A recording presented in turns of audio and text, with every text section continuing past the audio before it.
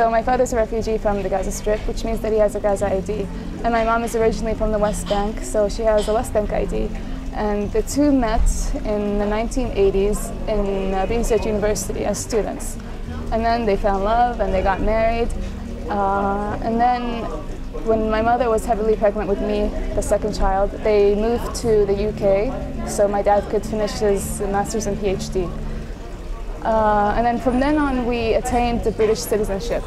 So we had the British passports. And then in 2004, after 13 years of being outside of Palestine, my family decided to come back to Ramallah and just start living there.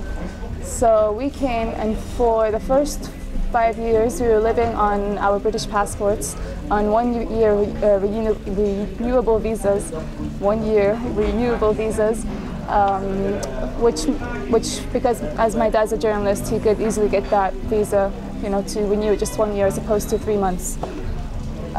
In 2009, in August 2009, my dad was making a routine trip to Gaza. He had access to the West Bank, Gaza 48 because of his journalistic works. They revoked his press credentials, which were actually issued by the Israeli press office, and they said that his visa and British passport were deemed worthless. And so from now on, he'd be treated as a Gazan, as a Palestinian, because he has a Gaza ID.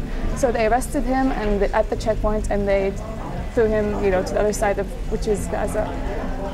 And he stayed there until December. If one Gaza ID is found in the West Bank, one holder of the Gaza ID is found in the West Bank, that means it's illegal. So in practically one day, we found our family split right in the middle. For my parents not to see each other for 1 year, it was really emotional just watching, the effects on them.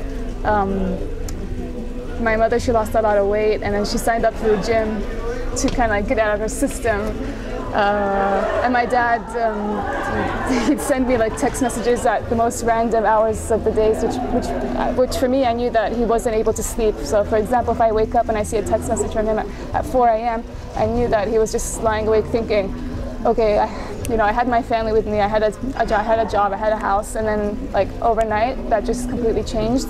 And now he was just bouncing from one country to the next. Living in hotels or living living in studios. My parents finally were reunited November 2011 in Jordan. Yeah. My mom came back a different woman. She spent a day at the salon, and she came back looking much younger and more happier than I've seen her the whole entire year. My family are seriously considering this year to actually move out of Palestine for good, because now they say it doesn't matter where we are as long as we're a family, as long as we're a unit again. And this, of course, goes back to what I was brought up on, that there's nothing better than the homeland, there's nothing better than being in your own country, there's nothing better than Palestine. And so I was actually really upset when I heard that, because yes, I want to be a family again, but in a way that's just granting Israel the victory that yes, they've won and they've succeeded in driving all 6 members of the family from the West Bank. So I really don't know what's going to happen. The future is actually very uncertain for us. It's all up in the air right now.